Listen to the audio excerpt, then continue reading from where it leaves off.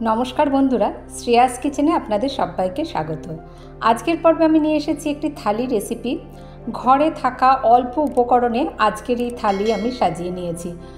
যখন ঘরে অল্প অল্প সবজি থাকে তখন মনে হয় যে কি রান্না করব।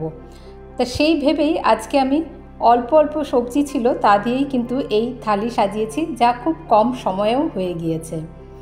এর জন্য প্রথমে আমি একটি পাত্রে জল বসিয়ে দিয়েছি, তাতে সামান্য নুন আর হলুদ গুঁড়ো দিয়ে, আমার কাছে অল্প একটু ফুলকপি রয়েছিল, সেই ফুলকপিটা দেখুন না খুব বেশি বড়ও না খুব ছোটো না, এরকম সাইজে দিয়ে আমি 3-4 মিনিট একটু ফুটিয়ে নিয়ে তারপরে জল ঝরিয়ে রেখে দেব। একটা মশলা তৈরি করে নিচ্ছি। এখানে 2 চামচ নিয়েছি পোস্ত, এবারে দেব 2 চামচ হলুদ সর্ষে, 2 চামচ কালো সর্ষে।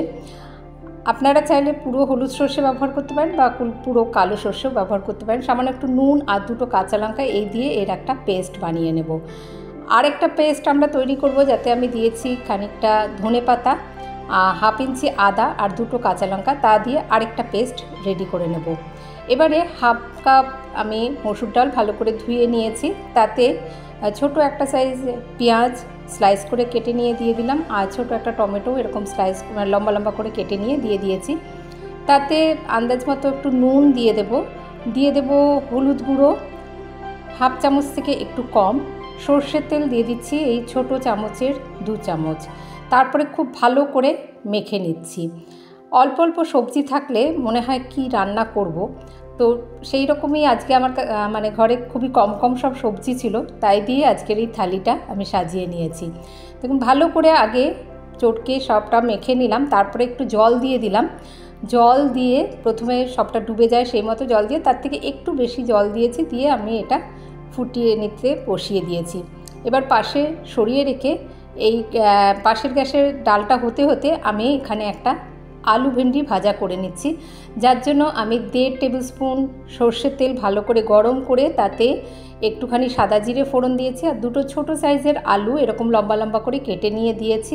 এবার আন্দাজ মতো দিয়ে দিচ্ছি নুন, আর হলুদ গুঁড়ো দিয়ে দিচ্ছি 1/2 চামচ মতো, দিয়ে ভালো করে আলুটাকে আমরা প্রথমে নুন আর হলুদ গুঁড়ো দিয়ে মিডিয়াম টু হাই ফ্লেমে রেখে একটুখানি ভেজে নিচ্ছি। তারপরে লো টু মিডিয়াম হিটে রেখে আমি 3 মিনিট ঢাকা দিয়ে এটাও হতে দেবো, তাহলে আলুটা অনেকটাই সিদ্ধ হয়ে আসবে। এবং 3 মিনিট ঢাকা দিয়ে আমরা এটা ভেজে নিয়েছি, তার ফলে আলুটা একটু লালচে হয়ে ভাজাও হয়ে এসেছে। এখানে আমি 1/2 চামচ আদা বাটা দিয়ে দিলাম। আদা বাটাটা এবার তেলের মধ্যে একটুখানি ভালো করে কষিয়ে নেব, আলুর সাথেও মিশিয়ে নিচ্ছি। এর কাঁচা গন্ধ চলে গেলে তারপরে আমি এখানে দিয়ে দিচ্ছি ভেন্ডি ভালো করে ধুয়ে নিয়ে তারপরে একটু শুকনো করে নিয়ে কেটে দিয়েছি। এবার ভেন্ডিটা দিয়েও একটুখানি নাড়াচাড়া করে নিয়ে তারপরে আমি 2 মিনিট আবারও ঢাকা দিয়ে লো টু মিডিয়াম হিটে রেখে এটা রান্না করে নেব। এর ফলে কি ভেন্ডি এবং আলু দুটোই কিন্তু খুব ভালো করে সিদ্ধ হয়ে যাবে। এবারে এখানে আমি ভাজা মশলা দিচ্ছি 1 চামচ, যাতে আছে সাদা জিরে, গোটা ধনে আর শুকনো লঙ্কা শুকনো খোলায় ভেজে নিয়ে আমি গুঁড়ো করে রেখে দিই, সেই ভাজা মশলাটা দিলাম 1 চামচ, আর মৌরি গুঁড়ো দিলাম 1/2 চামচ।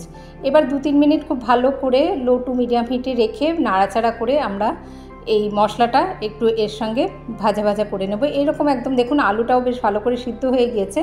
এরকম একদম চটপটা একটা মশলাদার ভেন্ডি আলু ভাজা, এটা কিন্তু রুটির সাথেও খেতে খুব ভালো লাগে। একটুখানি ধনেপাতা ছড়িয়ে দিয়ে শেষে এটা আমরা তুলে নেব। রুটির সাথেও খেতে খুব ভালো লাগে, আর ডালের সাথে এই রকম একটি ভাজা থাকলেও কিন্তু আর কিছু লাগে না। এদিকে ডালটাও দেখুন আমরা লো আঁচে রেখে বসিয়ে দিয়েছিলাম, ডালও কিন্তু আমাদের সিদ্ধ হয়ে গেল। এরকমভাবে আজকে আমি হাতে মাখা মসুর ডাল বানিয়ে নিয়েছি। টমেটোগুলো একটুখানি হাতা দিয়ে নাড়িয়ে চাড়িয়ে দিলাম, তাহলে 2টো রেসিপি আমাদের 2টো পদ হয়ে গেল। এবার আমরা ফুলকপিটা রান্না করব। ফুলকপিটা আমি রিফাইন তেলে রান্না করছি। 1.5 চামচ তেল দিয়েছি, তেলটা ভালো করে গরম হলে তাতে প্রথমে ফুলকপিটাকে একটু ভেজে নেব। ফুলকপিটা আগে আমরা একটুখানি ভাপিয়ে নিয়েছি, কারণ এখন একদম ফুলকপি এই সময় ফুলকপি সত্যি আর কোনো স্বাদ থাকে না, তা ফুলকপিটাকে সেই জন্য একটু নুন হলুদ দিয়ে খুব ভালো করে ভাপিয়ে নিয়েছি। দেখুন একটু বেশ এরকম রং ধরে আসা অবধি ফুলকপিটাকে ভেজে নিয়ে তুলে নেব। তারপরে আমরা এই প্রথমে সমস্ত মশলা সব রেডি করে নিয়ে তারপরে রান্না শুরু করলে কিন্তু রান্না করতে বেশি সময় লাগেনি আজকে আমার।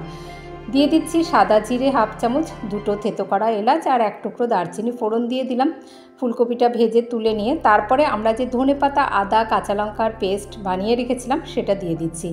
ধনেপাতার পরিমাণটা আপনারা চাইলে আরেকটু বেশিই দিতে পারেন। এবার খুব ভালো করে কিন্তু মশলাটাকে আমরা কষিয়ে নেব। আমি আগেই বললাম যে আজকে ঘরে আমার সব সবজি অল্প অল্প করে রয়েছে, তাই দিয়েই আজকে আমি এই থালিটা বানিয়েছি। সেজন্য ধনেপাতা যেটুকু ছিল সেটাই আমি বেটে নিয়েছি। এবার আমরা গুঁড়ো মশলা দিয়ে দেবো। এখানে আমি দেখুন 1/4 চামচ হলুদ গুঁড়ো দিচ্ছি, আর যেহেতু পরিমাণে কম তাই হাফ চামচ জিরে গুঁড়ো, হাফ চামচ ধনে গুঁড়ো দিচ্ছি, আর হাফ চামচ দিয়ে দিচ্ছি কাশ্মীরি লঙ্কার গুঁড়ো। এখানে আমি যেহেতু 2টো কাঁচা লঙ্কা বাটা দিয়েছি আর লঙ্কার গুঁড়ো দিলাম না, ওই মশলার বাটি ধুয়ে সামান্য একটু জল দিয়ে গুঁড়ো মশলাটাকে ভালো করে কষিয়ে নেব এর কাঁচা গন্ধ চলে যাওয়া অবধি। ভিডিওটা অনেকটা বড় হচ্ছে বলে আমি একটু ফাস্ট ফরওয়ার্ড করে তাড়াতাড়ি করে নিয়েছি, সেই জন্য হয়তো একটু তাড়াতাড়ি বলতেও হচ্ছে আমাকে। এবারে দেখুন আমাদের মশলাটা খুব ভালো করে কষানো হয়ে গিয়েছে, তেল ছাড়তে শুরু করেছে। এখানে গ্যাসের আঁচটা লো করে দিয়ে আমি দিয়ে দিচ্ছি ছোটো চামচে 4 চামচ দই। দইটাকেও এবার ভালো করে আমরা রান্না করে নেব। এখানে কিন্তু কাশ্মীরি লঙ্কার গুঁড়োটা আমি ব্যবহার করেছি, আপনারা চাইলে এটা নাও দিতে পারেন। কাশ্মীরি লঙ্কার গুঁড়োটা ব্যবহার না করলে তাহলে কিন্তু এর কালারটা একটু সবজে সবজে থাকবে। এবারে দইটা যখন খুব ভালো করে আমাদের কষানো হয়ে গেল, রান্না হয়ে গেল, তখন আমি ভেজে রাখা ফুলকপিটা দিয়ে 2 মিনিট মশলার সাথে খুব ভালো করে ফুলকপিটাকে কষিয়ে নেব। এবার এখানে দিয়ে দিচ্ছি আন্দাজ মতো নুন দিয়ে এবার আমরা নুনটাকেও একটু মিশিয়ে নেব। তারপরে দিয়ে দেবো জল দিয়ে দেখুন এটা নিরামিষভাবেও কিন্তু এই ফুলকপির রেসিপিটি রুটি পরোটার সাথেও কিন্তু বানিয়ে নেওয়া যায়। দিয়ে দিচ্ছি এবার জল আমি দেবো, এই ফুলকপিটা ডুবে থাকে সেই মতনই জল দেবো, খুব বেশি জল দিচ্ছি না। এবারে দেখুন সব ভালো করে মিশিয়ে নিয়েছি, একবার মিশিয়ে দিলাম, তারপরে ঢাকা দিয়ে 3-4 মিনিট লো টু মিডিয়াম হিটে আমরা এটা রান্না করে নেব। তাহলেই এই ফুলকপির রেসিপিটিও কিন্তু একেবারে হয়ে আসবে। এবারে দেখুন ফুলকপিটা এখানে গ্রেভিটা আপনারা যেরকম পছন্দ করবেন সেই মতো রাখবেন। আমি আরেকটুখানি গ্যাসের আঁচ বাড়িয়ে দিয়ে একটু গ্রেভিটা একটু শুকনো করে নিচ্ছি। 1/4 চামচ গরম মশলার গুঁড়ো আর একটু কাসুরি মেথি ছড়িয়ে দিয়ে তারপরে একটু মিশিয়ে দিয়ে এই ফুলকপির রেসিপিটিও আমাদের তৈরি হয়ে গেল। তাহলে ডাল আর ভাজাটা আমরা গ্যাসের দুপাশে বসিয়ে করে নিলাম, দুটো হয়ে গেল রেসিপি, এর সঙ্গে এই ফুলকপির রসা হয়ে গেল। এবারে যে আমরা সর্ষে পোস্ত বেটে রেখেছিলাম সেইটাতে আমি দিয়ে দিচ্ছি সামান্য একটু পেঁয়াজ কুচিয়ে নিয়ে দিয়েছি, আর টমেটো কুচিও দিচ্ছি খুবই সামান্য।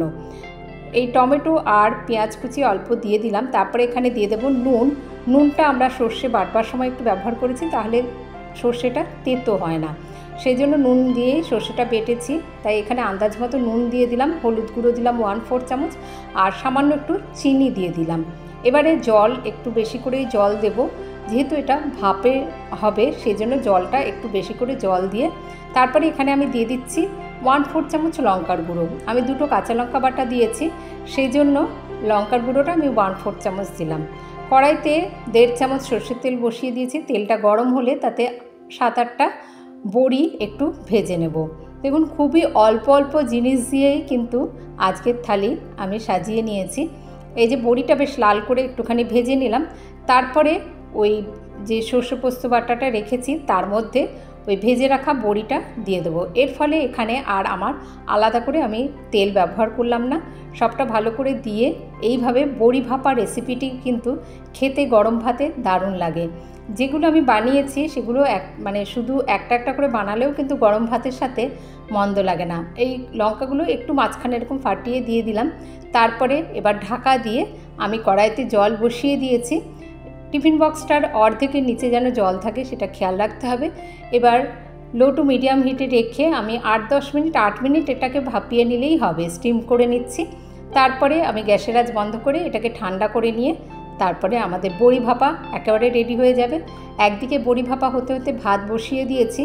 এইভাবেই খুব অল্প সময়ে কিন্তু আজকের আমাদের এই রান্নাগুলো হয়ে গেল। এই দেখুন বড়ি ভাপাও রেডি হয়ে গিয়েছে। এখানে খেয়াল রাখতে হবে যেন গ্রেভিটা যেন খুব বেশি শুকনো হয়ে না যায়। এই বড়িগুলো দেখুন, বড়িগুলো কিন্তু আস্তই থাকবে। এই রকম বড়ি ভাপাও কিন্তু গরম ভাতের সাথে খেতে দারুণ লাগে, বিশেষ করে আমরা ভাপা এসব রেসিপি খুবই পছন্দ করি। এবারে আমি সব পরিবেশন করে দিচ্ছি। দেখুন হাতে মাখা মসুর ডাল রয়েছে, আর এর সঙ্গে আমি একটুখানি মিষ্টি কুমড়ো ছিল সেটাও ভেজে নিয়েছি, মিষ্টি কুমড়ো ভাজা দিয়ে দিলাম। আর ভেন্ডি আলুর যে মশলাদার চটপটা ভাজাটা রেডি করেছি সেটা দিয়ে দিচ্ছি এবার। এটা কিন্তু রুটি পরোটার সাথেও বানিয়ে নিতে পারেন, বা লাঞ্চ বক্স বা টিফিন বক্স রেসিপি হিসাবেও কিন্তু আলু ভেন্ডির এই শুকনো মশলাদার চটপটা ভাজাটা খেতে দারুণ লাগে। এবারে দিয়ে দিচ্ছি বড়ি ভাপা। বড়ি ভাপা গরম ভাতের সাথে এই বড়ি ভাপা শুধু বানালেও কিন্তু খেতে দারুণ লাগে। আপনারা বড়ি ভাপা এইভাবে কেউ বানিয়েছেন কি না, বা যদি বানিয়ে থাকেন তাহলে কমেন্ট বক্সে অবশ্যই জানাবেন। তারপরে দিয়ে দিচ্ছি আমাদের যে ফুলকপির একদম মাখো মাখো ফুলকপির রসা, সেই রেসিপিটিও আমি এইভাবে দেখুন এটাও সার্ভ করে দিলাম। আমার চ্যানেলে নতুন বন্ধুরা যারা এখনও চ্যানেলটিকে সাবস্ক্রাইব করেননি, অনুরোধ করব চ্যানেলটিকে সাবস্ক্রাইব করে আমার পাশে থাকবেন। আর যারা আমার পাশে আছেন তাদেরকে জানাই অসংখ্য ধন্যবাদ। সঙ্গে দিয়ে দিচ্ছি একটু ঘরে পাতা দই, যদিও আমার চ্যানেলে আমি মিষ্টি দইয়ের রেসিপি কিন্তু শেয়ার করেছি। আর আছে একটু টকঝাল মিষ্টি আমের আচার, এই আচারের রেসিপিও কিন্তু আমি আমার চ্যানেলে শেয়ার করেছি।